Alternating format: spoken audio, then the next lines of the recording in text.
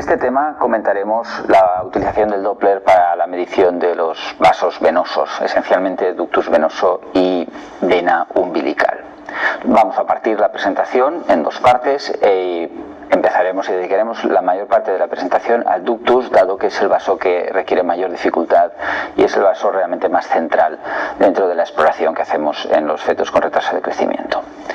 La presentación la estructuraremos en anatomía, fisiopatología, cuáles son los flujos normales y anormales, cómo debemos medirlo y finalmente cuál es su utilización en la clínica. Empezamos con la anatomía y es importante, dado que el ductus venoso es un vaso que a veces es difícil de entender y es esencial si queremos utilizarlo en clínica, comprender dónde se localiza el ductus. Para ello es mejor analizar un vídeo en el que podemos ver que el ductus venoso es el vaso que existe solo en vida fetal y que conecta la vena umbilical, cuando entra en el abdomen fetal y es intrahepática, da origen a este pequeño vaso que es el ductus venoso o conducto de Arancio, un vaso que va a existir solo en vida fetal y que deriva el 30% del flujo de retorno al feto para enviarlo a alta velocidad a la aurícula derecha y a través del foramen oval. Realmente esta sangre no va a pasar por el corazón derecho, va a pasar casi directamente al corazón izquierdo. A pesar de ello, a pesar de que este flujo va a ir directamente al corazón izquierdo, el ductus venoso es un vaso que nos va a dar mucha información sobre el funcionamiento del corazón derecho e izquierdo en general. Una vez entendida la anatomía, que es esencial para poder localizarlo después en la exploración clínica, ¿cuál es la base fisiopatológica por la cual el ductus venoso es un vaso que nos da tanta información? Esencialmente dentro de la cadena de deterioro fetal, de la hipoxia, especialmente en el retraso de crecimiento precoz, que esto es importante, el ductus y los flujos venosos en general nos van a ser útiles en el retraso de crecimiento precoz. Hay una fase que se inicia con la enfermedad placentaria, sigue con la fase de compensación hipóxica y una fase en la que finalmente hay una hipoxia descompensada, y esa fase realmente en la que nos vamos a empezar a acercar al deterioro y al riesgo de lesión grave y al riesgo de muerte del feto. Y en estos casos los flujos venosos empiezan a aportarnos información muy importante. Hasta entonces realmente no nos aportan información y por tanto es importante comprender que la fisiopatología del deterioro hace que los flujos venosos sean útiles cuando empieza a haber fases avanzadas. En las fases iniciales no nos van a dar información porque van a ser normales. ¿Cuáles son los flujos normales y anormales del ductus? El ductus es un vaso realmente que requiere atención porque no es un vaso fácil de entender. El ductus venoso tiene una onda característica con dos picos. En realidad tiene dos valles, aunque en realidad le ponemos nombre solo al segundo valle. El primer pico le llamamos la onda S, al segundo pico la onda D y al tercero onda A. Las ondas S y D se corresponden con la sístole y la diástole cardíacas, y la onda A se corresponde con el final de la diástole en el momento de la contracción atrial. Estrictamente hablando, el ductus venoso es un vaso venoso que pulsa, y como todo vaso venoso pulsa por presión retrógrada, no pulsa porque haya una presión anterógrada que empuje la sangre, sino pulsa porque hay una presión al final del circuito que hace que la sangre se frene, no que la empuje nadie. Es decir, la sangre, su velocidad natural sería la alta, pero en determinados momentos esta sangre está llegando a un corazón que tiene cambios en su presión y esto hace que la sangre frene su velocidad, y esto es lo que nos da este aspecto de pulsación, que en realidad es una pulsación retrógrada. Por tanto, cuando vemos estos valles en la caída de velocidad, lo que estamos viendo es un reflejo de la presión que encuentra la sangre al entrar al corazón.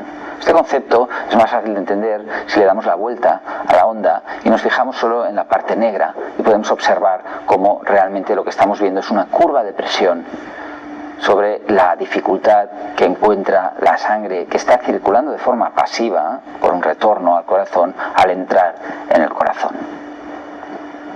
Esto es fácil de entender si lo analizamos en modelos teóricos. Imaginemos un modelo en el cual tenemos este vaso venoso que lleva sangre, vamos a ponerlo al principio, y la sangre en este momento está entrando a gran velocidad en esta cavidad, pero si aquí cerramos una puerta, que sería una válvula cardíaca, en este momento la sangre se frena. Si la volvemos a abrir, la sangre va a volver a acelerarse otra vez. Y si finalmente antes de esta puerta tenemos una bomba que va a contraer sangre para que pase más fuerte, que es lo que pasa en este momento, la sangre se frena muchísimo porque aquí no hay una válvula y aquí sí que la hay, esta puerta se está abriendo y por tanto la aurícula en este caso está empujando la sangre a través de una válvula, pero como los vasos venosos no tienen válvulas al llegar al corazón, en el momento en el que se produce cualquier cambio, se cierra la válvula como en este momento o se abre, la sangre cambia de velocidad y esto es lo que pasa con el ductus venoso durante la sístole, durante la diástole y finalmente durante la contracción atrial, que es cuando se contrae la aurícula. Y en este momento la aurícula empuja la sangre hacia el ventrículo, pero hace que la velocidad se reduzca mucho en la entrada porque la cavidad se está contrayendo y está dejando entrar muy poca sangre en ese momento. Y en realidad eso es lo que estamos viendo en el ductus venoso. Son estos ciclos que son difíciles de entender. Vamos a analizarlos de otra forma. Tenemos estos grandes 4 momentos en los cuales la sangre se acelera mucho. En la primera onda S, y este es el momento en el que la sangre está llegando a gran velocidad.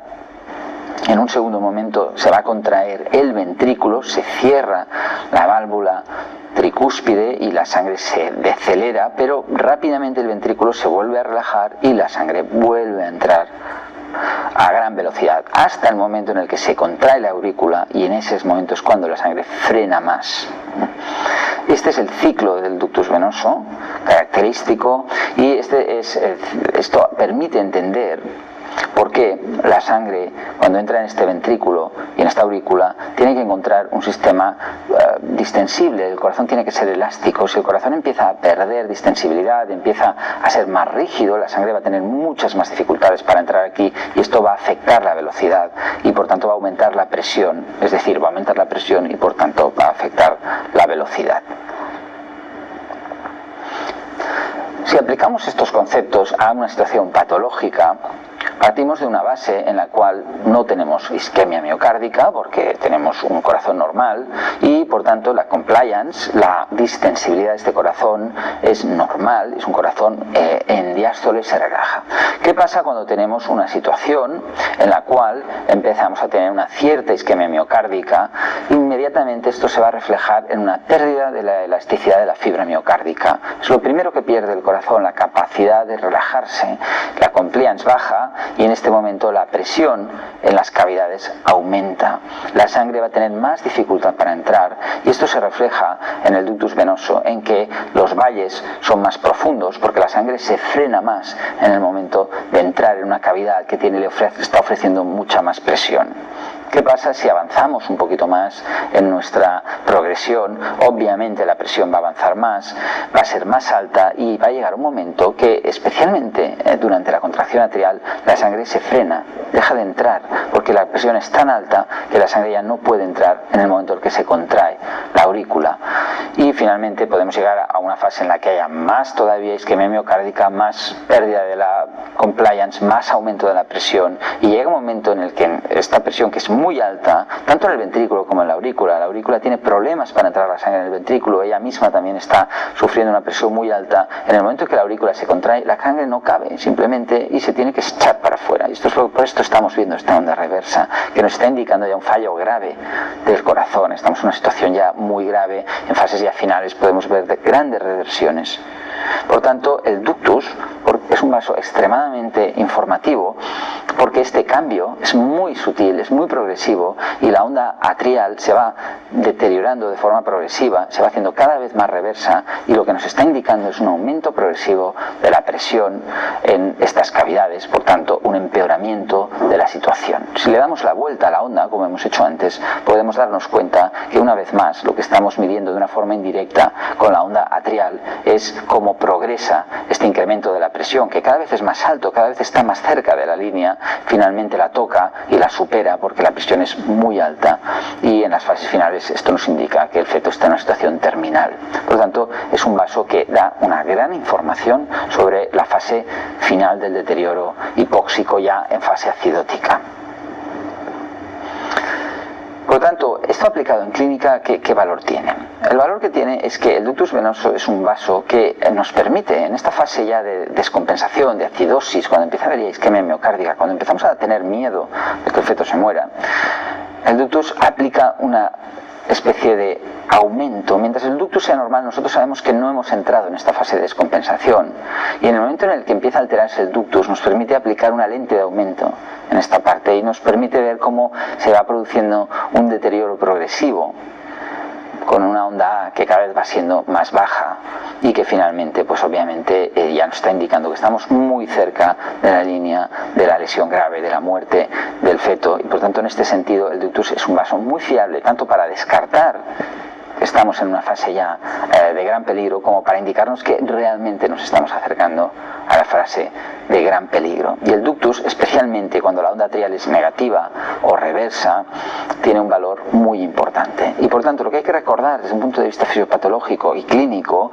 es que mientras la onda atrial sea positiva, el riesgo de muerte intrauterina es bajo, y cuando la onda atrial es negativa o reversa, el riesgo ya empieza a ser muy alto, y ya, como demuestra mucha evidencia, en los próximos 7 días el riesgo de muerte va a ser muy alto. Y este es el único parámetro clínico que nos da este tipo de información, y de ahí el gran valor que tiene el ductus venoso en el seguimiento de estos fetos.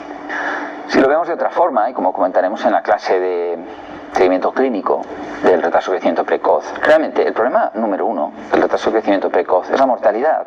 Lo que más nos preocupa es que el feto no se muera en útero, y para ello tenemos dos grandes parámetros que nos indican, que son el ductus venoso y la monitorización cardiotocográfica. El ductus venoso realmente es un vaso que permite discriminar, especialmente en estas edades gestacionales en las que la mortalidad cambia mucho, y esto lo comentaremos con más detalle. Por otra parte también tenemos la monitorización cardiotocográfica, aunque obviamente este tema lo hablaremos con más detalle en su momento en la clase que corresponde. Pero es importante recordar que la gran contribución al ductus es la predicción de mortalidad a corto plazo, que es lo que necesitamos saber en momentos muy determinados en determinadas edades gestacionales. Bien, una vez sabemos qué información nos da, la parte más difícil del ductus no es cómo utilizarlo, sino cómo medirlo. Es de estos vasos difíciles y que requieren una gran experiencia, porque una medición inadecuada nos engaña.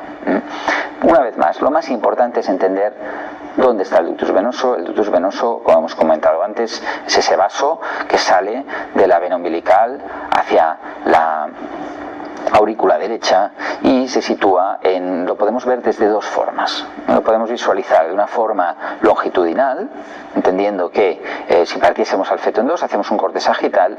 El ductus venoso es el vaso que se sitúa al final de la vena umbilical en un corte sagital. Lo podemos ver perfectamente en color. La gran diferencia que tiene el ductus es que es un vaso que, como aumenta mucho su velocidad, cambia siempre el color, nos da una escala de color diferente, y de hecho en un buen blanco y negro podemos llegar a verlo. Es un vaso un poco en forma de trompeta, es más estrecho en la parte más cercana a la vena umbilical. Pero hay otra forma que es muy útil para ver el ductus, y de hecho muchas veces clínicamente puede ser más útil, y es la sección transversal.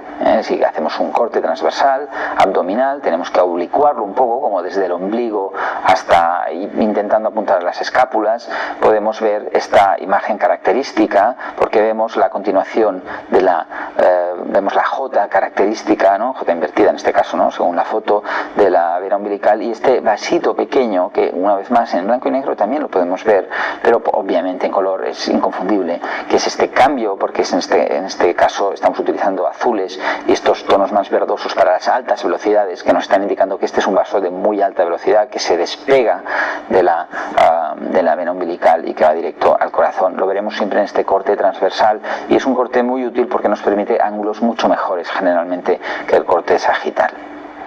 Por tanto, clave una buena identificación. Y vamos a comentar dos o tres aspectos de la visualización correcta. En primer lugar, hay que utilizar escalas, hay que saber encontrarlo bien, y encontrarlo bien es difícil porque a muy pocos milímetros, muchas veces a menos de 1 milímetro, con un discreto movimiento del transductor, nos encontramos con esta imagen.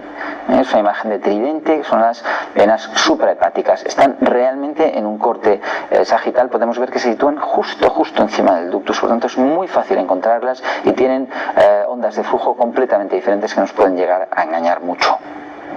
Por tanto, ser muy conscientes de que estamos buscando este vaso con alta velocidad que está enganchado a la vena umbilical. umbilical. Es muy importante que utilicemos escalas de color adecuadas, escalas altas de color que nos permitan darnos cuenta. Si usamos escalas muy bajas se nos puede contaminar, son áreas muy vascularizadas y están llenas de vasos, por tanto es importante utilizar escalas adecuadas. Hay que intentar encontrar el ángulo también ideal, es el vaso sanguíneo que menos veces vamos a poder insonar con un ángulo perfecto de menos de 30 grados, que sería lo ideal en Doppler, pero tenemos que intentar encontrar ese ángulo que nos permita una onda limpia y que en la cual no tengamos ninguna duda de que estamos midiéndolo adecuadamente. Esto es un ejemplo de un vaso que está tomado con un mal ángulo, estamos viendo un color malo, aquí estamos haciendo varios errores, poca magnificación, no estamos magnificando bien la imagen, estamos usando un ángulo poco adecuado y al final nos sale una velocidad baja, poco fiable. El ductus tiene que tener velocidades cercanas a 100 y realmente si midiésemos la pulsatilidad nos saldría alta y seguramente es falso, es una mala medición. Que recordar siempre la imagen que tenemos que intentar ir a buscar. Una vez más, estos son imágenes con aliasing porque estamos utilizando escalas bajas y este es el error más típico que hacemos en clínica, que es medir una vena suprahepática. Obtenemos una onda de pulso que nos asusta, pensamos que es un ductus superpatológico y en realidad estamos midiendo una vena hepática. Miramos la velocidad, recordemos el ductus siempre tiene que estar cercano, superior a los 70-80, esto es una hepática, está sobre los 50 y muchas veces más baja, por lo tanto no es un ductus patológico, es una vena hepática normal.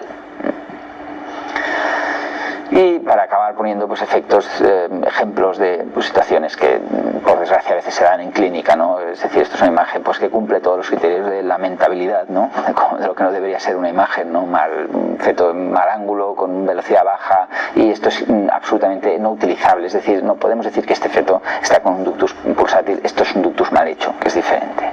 En este caso es un poquito mejor, pero también con mucho aliasing, un feto que se está moviendo, no vemos bien el vaso, por tanto el ángulo es malo, es importante cuidar, perder el tiempo, porque son pocos casos, pero nos va a dar una información tan clave que es importante medirlo de la forma más adecuada posible.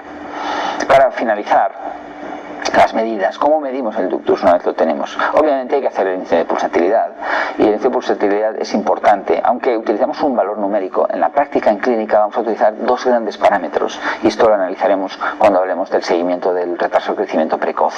Vamos a mirar el índice de pulsatilidad y lo vamos a clasificar como normal o superior al percentil 95 y esta es la primera de las dos formas en la que calificamos un ductus y la segunda es fijándonos en el flujo atrial y si es un flujo presente o un flujo ausente o reverso. Estas dos van a ser las dos formas de utilizar el ductus y como vamos a ver corresponden a dos momentos diferentes del deterioro y nos van a indicar dos estadios diferentes de gravedad, dos estadios diferentes de forma de seguir al feto y de finalizar la gestación. Los dos graves, pero no es lo mismo. Obviamente un flujo atrial es más grave todavía. Estas son las dos formas en las que utilizamos el ductus venoso.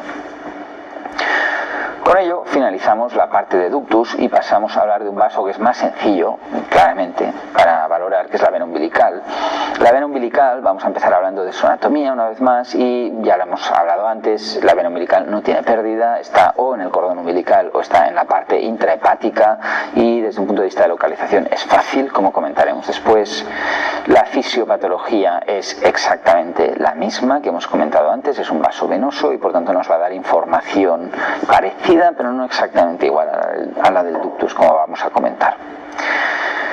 Los flujos normales y anormales también son mucho más sencillos. En condiciones normales, la vena umbilical tiene un flujo prácticamente lineal o con una muy discreta pulsatilidad, muy discreta. Es un vaso muy grande, muy ancho y por tanto la resistencia que encuentran los vasos venosos al llegar al corazón y que vemos en venas como la cava, como la suprahepática, como acabamos de ver, o como el ductus venoso, no la encontramos en la vena umbilical porque es un vaso muy ancho y entonces pasa como un río es muy ancho y en ese momento no se refleja la presión que pongamos al final del circuito. Para reflejarla tenemos que acelerar mucho la sangre porque eso nos va a permitir apreciar los cambios en la presión. Por tanto, en condiciones normales la vena umbilical es una vena que tiene un flujo muy laminar, a diferencia de la mayoría de venas que realmente sí que pulsan. Cuando empieza a haber situaciones de pérdida de oxigenación, hipoxia, entramos en fases ya de acidosis, empiezan a haber pulsaciones de la vena umbilical y finalmente llegan a ser tan marcadas que nos van a recordar al ductus venoso. Y esto quiere decir que la presión se nos está traduciendo de una forma muy retrógrada. La gran diferencia que hay entre la vena umbilical y el ductus es que la vena umbilical pulsa no tanto por el retorno venoso, el aumento de presión, sino más por un efecto directo sobre la elasticidad de la pared. De la vena pulsan por una mezcla de los dos, pero no solo pulsa por el aumento de presión. Y esto es lo que hace que la vena umbilical no siga siempre estrictamente al ductus. Es decir, podemos ver casos con venas umbilicales pulsátiles y ductus no tan alterados y al revés. Por tanto, no están influidos siempre por los mismos factores, por estos son dos vasos diferentes. El ductus nos va a dar mejor información, como comentaremos ahora, pero la vena umbilical también tiene la facilidad que es mucho más fácil de medir y por tanto es un vaso que es importante conocerlo y medirlo, porque también forma parte de los criterios para clasificar el deterioro de un feto con retraso de crecimiento precoz. En la clínica, como decíamos, para situarnos mejor, valoramos la foto con la que nos hemos quedado antes con el ductus. El ductus nos da esta información de flujo arterial positivo, negativo.